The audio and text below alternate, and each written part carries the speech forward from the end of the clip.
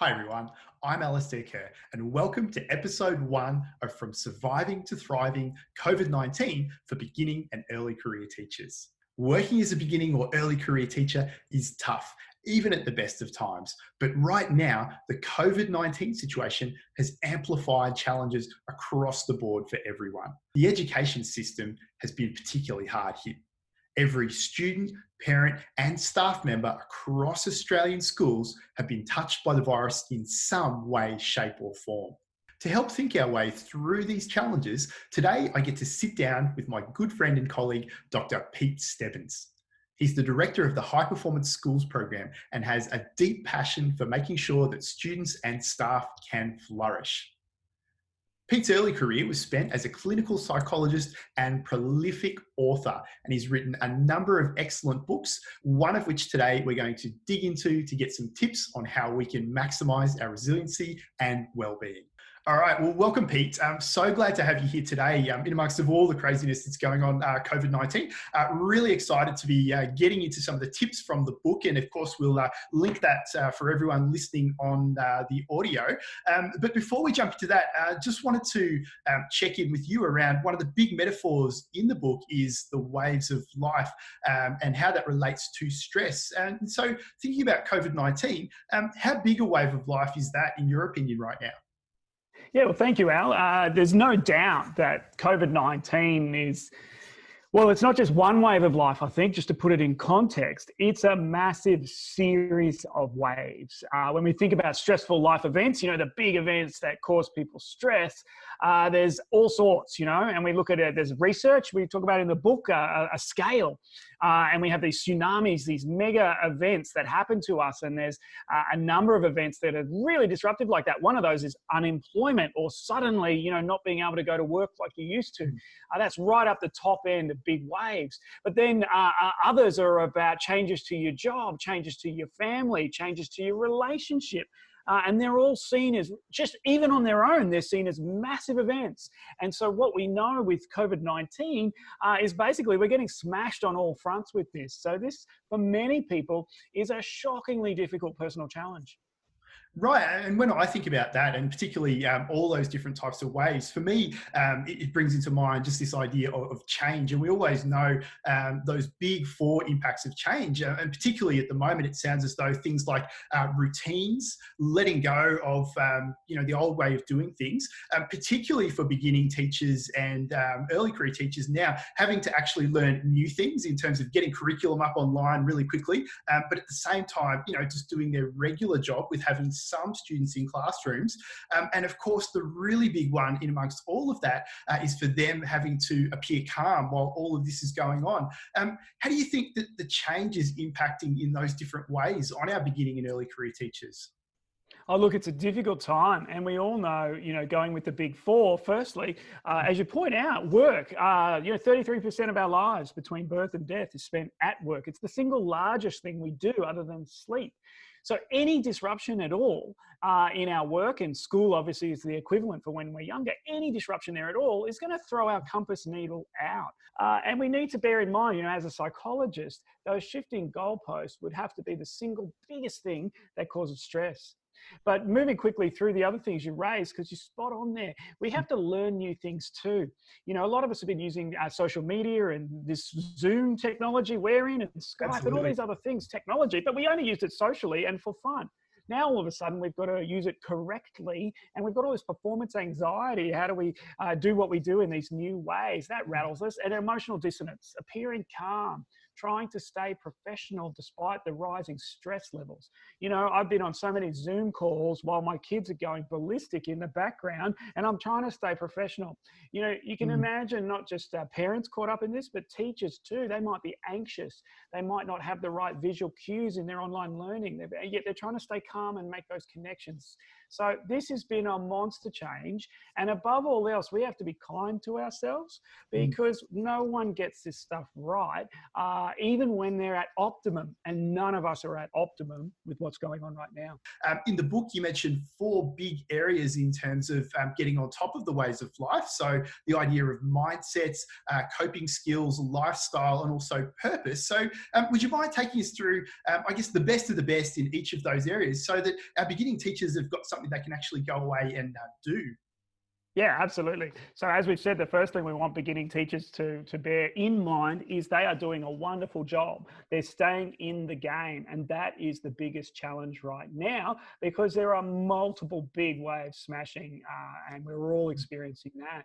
But you're right, in terms of resilience in the book and being a clinical psychologist, I wanted to consolidate all the different things you could do in this time. And if we're thinking about beginning teachers, we know that there's these 4 elements of well-being, and you've said them well. There's your mindset. And we link that to nature. We talk about your thoughts are like the wind. And then there's your how you're coping with things, and we talk about that like the emotions, and we use the metaphor of water. There's lifestyle, of course, which we link to earth, wind, water, and of course fire. That's our 4th one, purpose. Let's just have a look at those now, starting with, of course, mindsets like the wind. The trick about how we're thinking, of course, is it's invisible, and we can catch ourselves in all sorts of traps right now. Some of the traps that we worry about with mindsets are the trap of worrying, trying to predict into the future what's going on, worrying about the future. We don't worry about the past. The worst that happens there is that we regret it. We're sad about it. And so as a beginning teacher, you might be worried about the future, what's going to happen next, how's this going to work, how are you going to progress your career in all of this stuff. And we need you to practice the art of dealing with day to day, taking it one day at a time. Another trap is this demand. We get frustrated with ourselves or others because we expect more from them or us than we can get. And again, the antidote when we catch ourselves thinking that way, demanding, we call it the shoulds and musts. How as a beginning teacher can I step back, accept what's happening? And I like to look at the analogy of chip away at it, just one step at a time. We can only do the best we can. People make mistakes. Parents might be frustrated with us. We might have made a mistake. We're all human. One of the dark things about COVID-19 is some people are more demanding than ever. But one of the most beautiful things is most of us are more tolerant and forgiving than ever. One of the things I suppose I'm hearing a lot from beginning teachers particularly is, I guess, the proliferation in media of all of the bad news stories, I suppose. And that's causing a lot of people to toss and turn and not be able to get, a good night rest as they usually do. Have you got any tips for people that find themselves in that situation, either zooming in too much to what's on the media or equally not being able to sleep well at night just because of the mindsets and the thoughts that they've got going on? Yeah, that's a great one. And this is kind of a bridge, if you like, to the next of the 4 elements of coping. Okay. When we find ourselves saturated with negative news, we can kind of become addicted to it.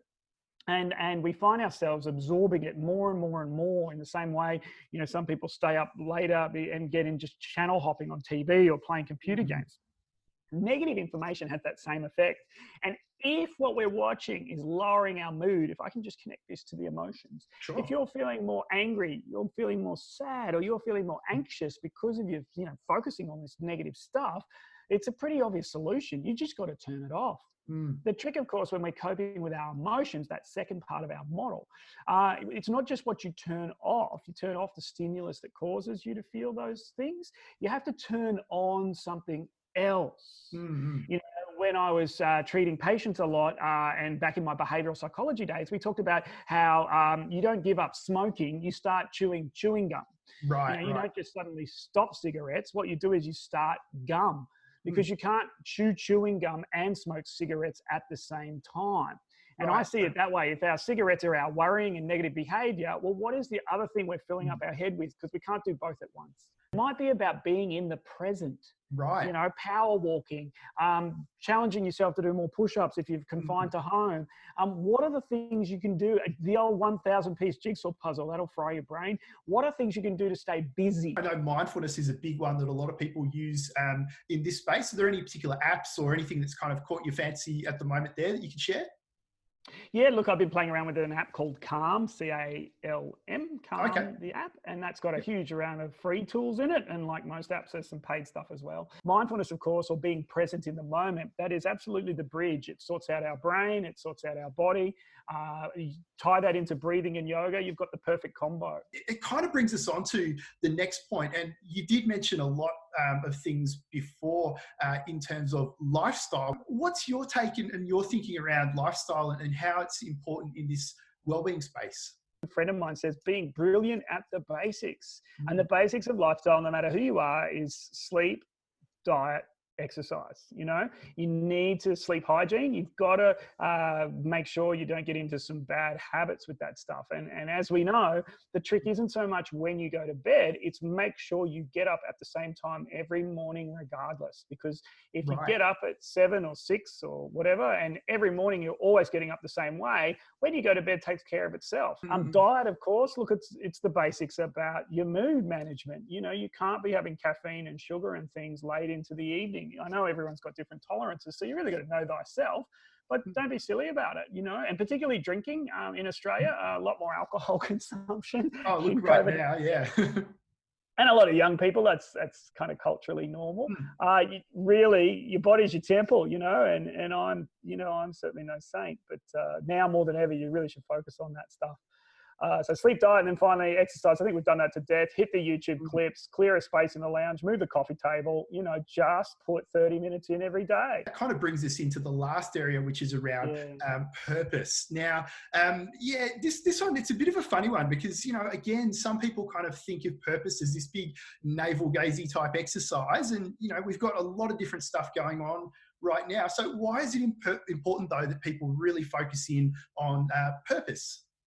Yeah, thank you, Al. And you're spot on. The old Nietzsche quote, they who have a why can endure any how. And we've just been talking about just a couple of minutes ago about mindsets and about how you could, try to do other things than worry, fill up your head with other stuff.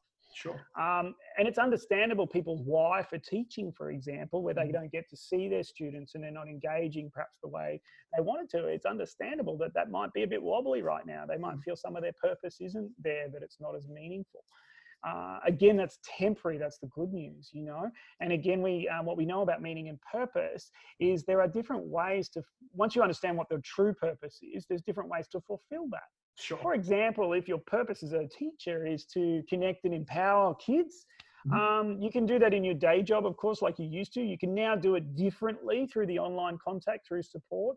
You can do it by writing a blog. You can collect your thoughts and journal. And you can, if you have kids, you can just try to be way more present and conscious of imparting knowledge to them, or if you look after the neighbours' kids or your relatives. So getting teachers to work out what their why and finding other ways to fulfill or explore their why during this temporary time, that's the key. If you take a black and white view of purpose, you just, well, that was my sole goal in life and now I can't do it. You're not doing justice to what purpose really is. There is always a way to support and empower others, even if your current day job has changed how that happens. Sure. And I guess I'm picking up in all of those four things that you've mentioned today, really this idea of flexibility across the four. And it seems as though those people who will cope better will be those who, really have the license to be flexible and to be kind to themselves during this really, really difficult time. Absolutely. And if you were to bundle it all together for beginning teachers as we draw this in, look, let's recap. I mean, number one, what's going on is not one stressful life event, not one big wave of life. It is multiple big waves of life. And they're cumulative in the research. If one on top of the other, they don't cancel each other out, they stack up. So we are in a world of pain. There's just no doubt about that. And the first thing we need to do is register that. Maybe be grateful that it's not as bad as perhaps it could be objectively. We might be doing, but now that we realize how bad it is, we might actually be doing pretty good. Absolutely. Secondly, balance those four elements. That's why we use the idea of elements. We've got our mindsets. Do something good with your brain. Keep an eye on what you're processing in there. Yeah. Purposely distract yourself or make yourself read a book, do a puzzle, play around with your attention and focus it around on good things. We've talked about emotions, and particularly the three negative ones of anger, sadness, and fear. If what's causing those problems when you notice them. And if it's TV, if it's media, if it's finding yourself talking to others in a negative way, turn that stuff off, redirect, change focus, start a new conversation, watch something else. Turn off the TV altogether. We've talked about lifestyle and the three big ones: sleep, diet, and exercise. There's no one gets out of that without consequences if you neglect those things. We know that there's so many great things with the YouTube exercise, with healthy eating. You just don't eat the bad stuff and watch for alcohol and all of that. And of course, sleep. Finally, purpose, of course, that's about making sure we find other ways to express our why, the things that are important to us, if our job temporarily doesn't allow us to do that. And so if we balance those four elements of our lives, if every day we tick them off, do something with my mindsets, emotions, my lifestyle, my purpose. Yeah, I was good with that. Well, I got 2 of those, but not 4. If we just become more present and spend 10 or 15 seconds in the morning and at night thinking about the 4 things, thinking about how to be gentle with ourselves, and thinking about the positive aspects of what we're learning right now and how that's going to help us when this is all over, we're going to be a much stronger, calmer, clearer professional grad teacher on the other side. Yeah, absolutely. Look, Pete, thank you so much for your time today. There's so many great actionable takeaways, and I'm sure a lot of people are going to be getting in and reading the book after this, because we've only really scratched the surface. Are there any final takeaway thoughts as we wrap up today that you'd really like to leave our beginning and early career teachers with? Yeah, look, one of the things I used to tell my patients when I was in private practice over and over and over, life is simple and hard, but it always becomes complicated when we try to make it easy. So I want to encourage you to sit with the hardship that you're in right now. It is simple. It will end. And difficult things don't last forever. They're just difficult. Don't feel the need to try to manufacture or change anything. Just be kind to yourself, care for others, and keep that passion burning about education, because you will get through this, and you are on the right path as an early career teacher. Thanks, Pete. Lots of fantastic takeaways on resilience from today's episode. And I'm sure that those who want to dig a bit deeper are going to be downloading the ebook as we speak. Now, next week, we're going to be shifting the focus from the individual to how we actually maintain effective support within our teaching teams during time of crisis.